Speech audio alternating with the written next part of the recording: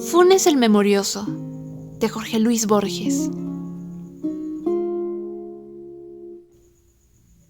Lo recuerdo. Yo no tengo derecho a pronunciar ese verbo sagrado. Solo un hombre en la tierra lo tuvo. Y ese hombre ha muerto. Con una oscura pasionaria en la mano, viéndola como nadie la ha visto, aunque la mirara desde el crepúsculo del día hasta la noche, toda una vida entera. Lo recuerdo. La cara taciturna y ahindiada, y singularmente remota, detrás del cigarrillo. Recuerdo, creo, sus manos afiladas de trenzador. Recuerdo, cerca de esas manos un mate, con las armas de la banda oriental. Recuerdo, en la ventana de la casa, una estera amarilla, con un vago paisaje lacustre. Recuerdo claramente su voz, la voz pausada, resentida y nasal del orillero antiguo, sin los silbidos italianos de ahora. Más de 3 veces no lo vi, la última en 1887. Me parece muy feliz el proyecto de que todos aquellos que lo trataron escriban sobre él. Mi testimonio será acaso el más breve y sin duda el más pobre, pero no el menos imparcial del volumen que editarán ustedes. Mi deplorable condición de argentino me impedirá incurrir en el ditirambo, género obligatorio en el Uruguay, cuando el tema es un uruguayo. Literato, cajetilla, porteño. Funes no dijo esas incuriosas palabras, pero de un modo suficiente me consta que yo representaba para él esas desventuras. Pedro Leandro Ipuche ha escrito que Funes era un precursor de los superhombres, un Zaratustra cimarrón y vernáculo. No lo discuto, pero hay que olvidar que era también un compadrito de Fray Bentos, con ciertas incurables limitaciones. Mi primer recuerdo de Funes es muy perspicuo. Lo veo en un atardecer de marzo-febrero del año 84. Mi padre ese año me había llevado a venerar a Fray Bentos. Yo volvía con mi primo Bernardo Aedo de la estancia de San Francisco. Volvíamos cantando, a caballo, y esa no era la única circunstancia de mi felicidad. Después de un día bochornoso, una enorme tormenta color pizarra había escondido el cielo. La alentaba el viento del sur. Ya se enloquecían los árboles. Ya tenía el temor, la esperanza, de que nos sorprendiera en un descampado el agua elemental. Corrimos una especie de carrera con la tormenta. Entramos en un callejón que se ahondaba entre 2 veredas altísimas de ladrillo. Había oscurecido de golpe. Oí rápidos y casi secretos pasos en lo alto. Alcé los ojos y vi a un muchacho que corría por la estrecha y rota vereda, como por una estrecha y rota pared. Recuerdo la bombacha. Recuerdo las alpargatas. Recuerdo el cigarrillo en el duro rostro, contra el nubarrón ya sin límites. Bernardo le gritó imprevisiblemente: «¿Qué horas son, Ireneo?». Sin consultar el cielo, sin detenerse, el otro respondió: «Faltan 4 minutos para las 8, joven Bernardo Juan Francisco». La voz aguda y burlona. Yo soy tan distraído que el diálogo que acabo de referir no me hubiera llamado la atención si no lo hubiera recalcado mi primo, a quien estimulaban, creo, cierto orgullo local y el deseo de mostrarse indiferente a la réplica tripartita del otro.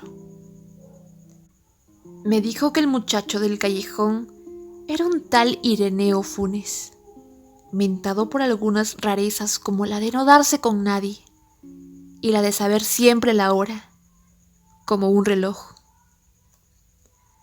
Agregó que era hijo de la planchadora del pueblo, María Clementina Funes, y que algunos decían que su padre era un médico de Saladero, un inglés O'Connor, y otros, un domador o rastreador del departamento del Salto.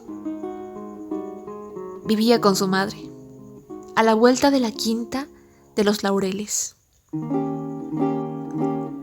Los años 85 y 86 veraneamos en la ciudad de Montevideo. El 87 volví a Fray Bentos. Pregunté, como es natural, por todos los conocidos y finalmente por el cronométrico Funes. Me contestaron que lo había volteado un redomón en la estancia de San Francisco y que había quedado tullido, sin esperanza. Recuerdo la impresión de incómoda magia que la noticia me produjo.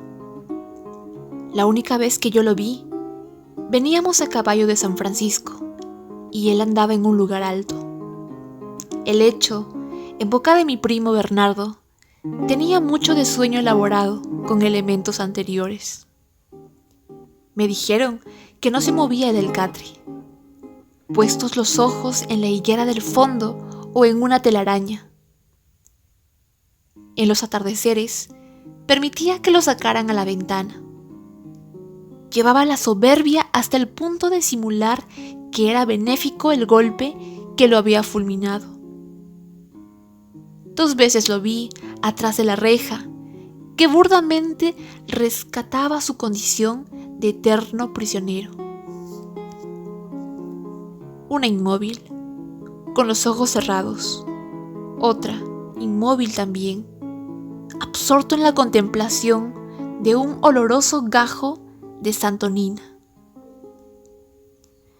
No sin alguna vanagloria, yo había iniciado en aquel tiempo el estudio metódico de latín.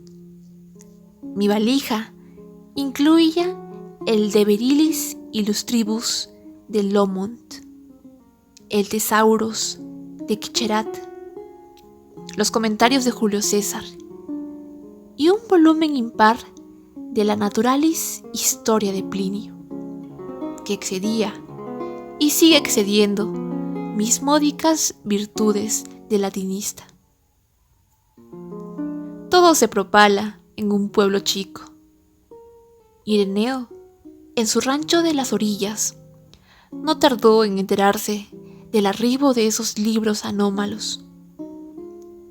Me dirigió una carta florida y ceremoniosa en la que recordaba nuestro encuentro, desdichadamente fugaz, del día 7 de febrero del año 84. Ponderaba los gloriosos servicios que don Gregorio Aedo, mi tío, finado ese mismo año, había prestado a las 2 patrias en la valerosa jornada de Ituzaingó, y me solicitaba el préstamo de cualquiera de los volúmenes, acompañado de un diccionario, para la buena inteligencia del texto original, porque todavía ignoro el latín.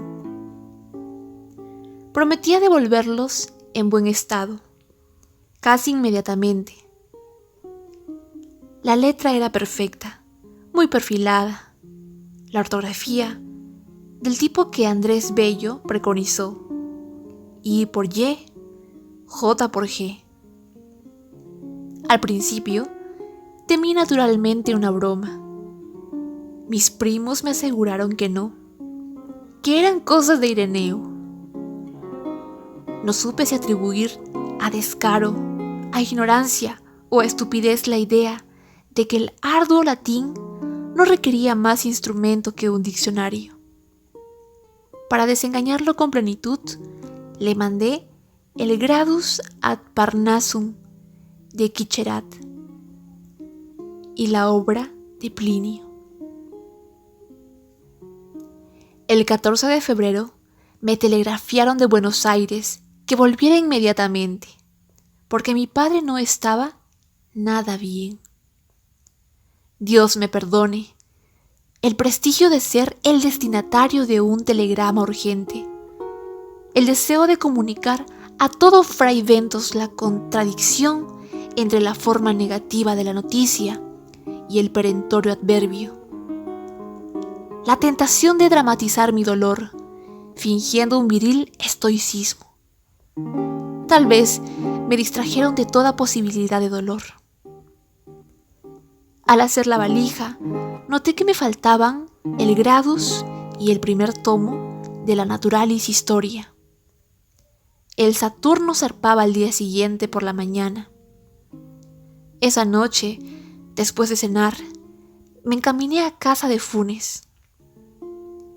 Me asombró que la noche fuera no menos pesada que el día. En el decente rancho, la madre de Funes me recibió.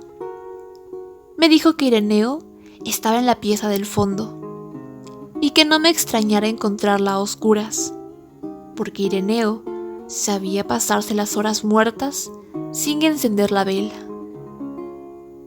Atravesé el patio de baldosa, el corredorcito. Llegué al segundo patio. Había una parra. La oscuridad pudo parecerme total. Oí de pronto la alta y burlona voz de Ireneo. Esa voz hablaba en latín. Esa voz, que venía de la tiniebla, articulaba con moroso deleite un discurso, o plegaria, o incantación. Resonaron las sílabas romanas en el patio de tierra. Mi temor las creía indescifrables, interminables. Después, en el enorme diálogo de esa noche, supe que formaban el primer párrafo del 24º capítulo del libro 7 de la Naturalis Historia. La materia de ese capítulo es la memoria. Las palabras últimas fueron ut nihil non usdem verbis rederetur auditum. Sin el menor cambio de voz, Ireneo me dijo que pasara. Estaba en el catre fumando. Me parece que no le vi la cara hasta el alba. Creo rememorar el ascua momentánea del cigarrillo. La pieza olía vagamente a humedad. Me senté, repetí la historia del telegrama y de la enfermedad de mi padre. Arribo ahora al más difícil punto de mi relato. Bueno es que ya lo sepa el lector, no tiene otro argumento que ese diálogo de hace ya medio siglo. No trataré de reproducir sus palabras, irrecuperables ahora. Prefiero resumir, con veracidad, las muchas cosas que me dijo Ireneo. El estilo indirecto es remoto y débil. Yo sé que sacrifico la eficacia de mi relato. Que mis lectores se imaginen los entrecortados periodos que me abrumaron esa noche.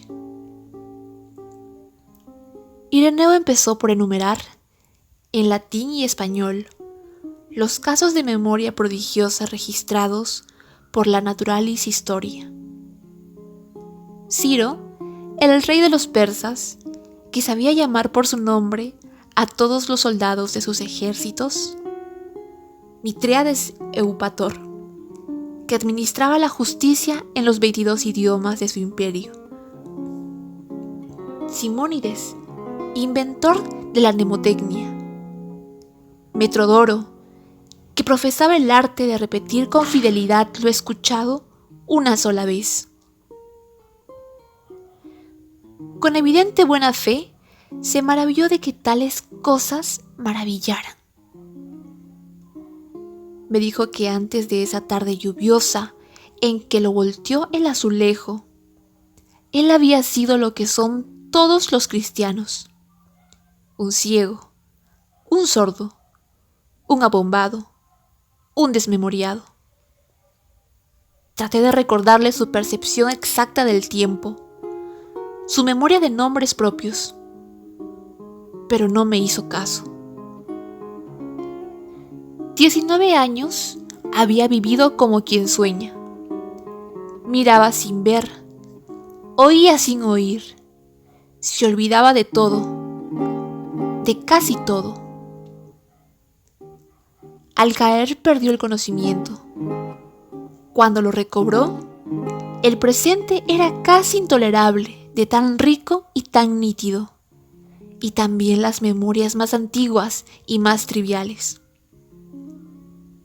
Poco después averiguó que estaba tullido. El hecho apenas le interesó. Razonó, sintió que la inmovilidad era un precio mínimo. Ahora su percepción y su memoria eran infalibles.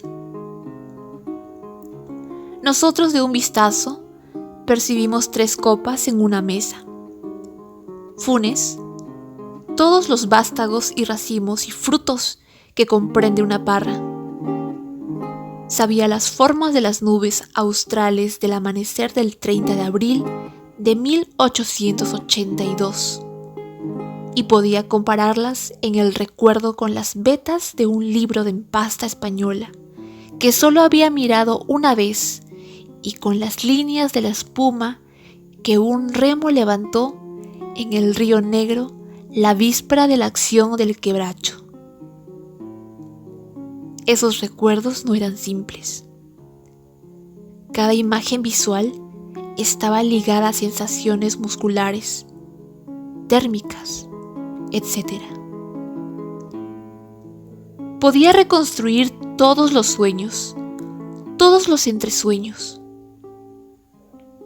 2 o 3 veces había reconstruido un día entero. No había dudado nunca, pero cada reconstrucción había requerido un día entero. Me dijo, más recuerdos tengo yo, solo, que los que habrán tenido todos los hombres desde que el mundo es mundo. Y también, mis sueños son como la vigilia de ustedes. Y también hacia el alba. Mi memoria, Señor, es como vaciadero de basuras. Una circunferencia en un pizarrón, un triángulo rectángulo, un rombo, son formas que podemos intuir plenamente. Lo mismo le pasaba a Ireneo con las aborrascadas crines de un potro, con una punta de ganado en una cuchilla, con el fuego cambiante y con la innumerable ceniza, con las muchas caras de un muerto en un largo velorio. No sé cuántas estrellas veía en el cielo. Esas cosas me dijo. Ni entonces ni después las he puesto en duda.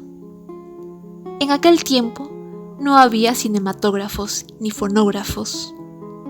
Es, sin embargo, inverosímil y hasta increíble que nadie hiciera un experimento con Funes.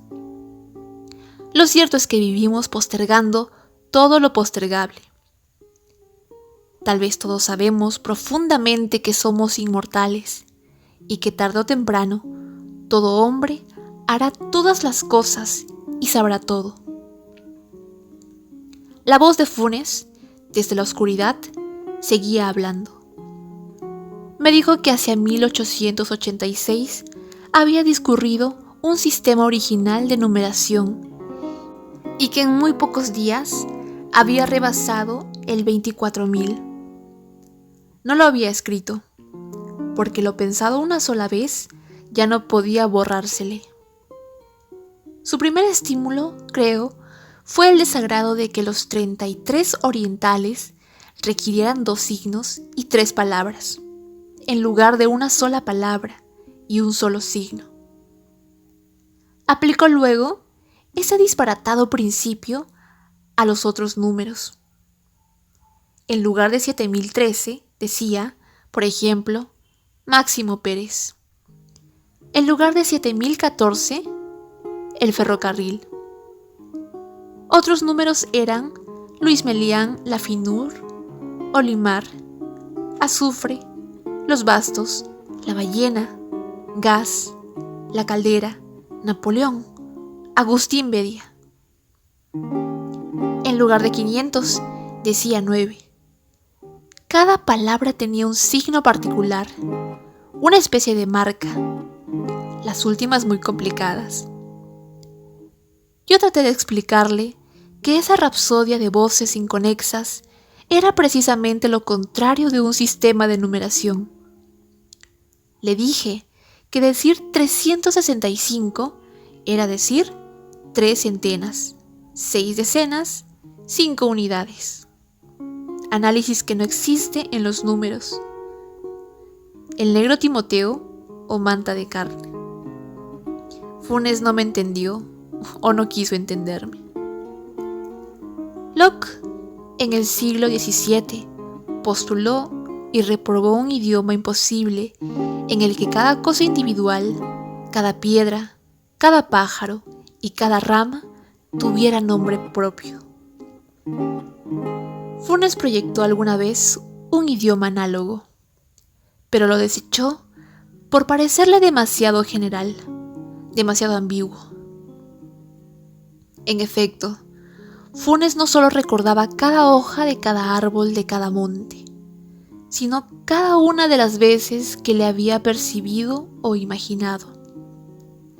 Resolvió reducir cada una de sus jornadas pretéritas a unos 70.000 recuerdos, que definiría luego por cifras. Lo disuadieron dos consideraciones: la conciencia de que la tarea era interminable, la conciencia de que era inútil. Pensó que en la hora de la muerte no habría acabado aún de clasificar todos los recuerdos de su niñez. Los dos proyectos que he indicado, un vocabulario infinito para serie natural de los números, un inútil catálogo mental de todas las imágenes del recuerdo, son insensatos, pero revelan cierta balbuciente grandeza. Nos dejan vislumbrar o inferir el vertiginoso mundo de Funes. No lo olvidemos, era casi incapaz de ideas generales, platónicas. No solo le bastaba comprender que el símbolo genérico perro abarcara tantos individuos dispares de diversos tamaños y diversa forma. Le molestaba que el perro de las 3 y 14, visto de perfil, tuviera el mismo nombre que el perro de las 3 y cuarto, visto de frente. Su propia cara en el espejo, sus propias manos, lo sorprendían cada vez. Refiere Swift que el emperador del Lilliput discernía el movimiento del minutero. Funes discernía continuamente los tranquilos avances de la corrupción, de las caries, de la fatiga. Notaba los progresos de la muerte, de la humedad. Era el solitario y lúcido espectador de un mundo multiforme, instantáneo y casi intolerablemente preciso. Babilonia, Londres y Nueva York han abrumado con feroz esplendor la imaginación de los hombres. Nadie, en sus torres populosas o en sus avenidas urgentes, ha sentido el calor y la presión de una realidad tan infatigable como la que día y noche convergía sobre el infeliz Ireneo. Le era muy difícil dormir. Dormir es distraerse del mundo. Funes, de espaldas en el catre, en la alfombra, se figuraba cada grieta y cada moldura de las cosas precisas que lo rodeaban. Repito, que el menos importante de sus recuerdos era más minucioso y más vivo que nuestra percepción de un goce físico o de un tormento físico. Hacia el este, en un trecho no amansado, había casas nuevas, desconocidas. Funes las imaginaba negras, compactas, hechas de tiniebla homogénea. En esa dirección volvía la cara para dormir. También solía imaginarse en el fondo del río, mecido y anulado por la corriente. Había aprendido sin esfuerzo el inglés, el francés, el portugués, el latín. Sospecho, sin embargo, que no era muy capaz de pensar. Pensar es olvidar diferencias, es generalizar, abstraer. En el abarrotado mundo de Funes no había sino detalles, casi inmediatos. La recelosa claridad de la madrugada entró por el patio de tierra. Entonces vi la cara de la voz que toda la noche había hablado. Ireneo tenía 19 años. Había nacido en 1868. Me pareció monumental como el bronce, más antiguo que Egipto, anterior a las profecías y a las pirámides. Pensé que cada una de mis palabras, que cada uno de mis gestos, perduraría en su implacable memoria. Me entorpeció el temor de multiplicar ademanes inútiles. Ireneo Funes murió en 1889 de una congestión pulmonar.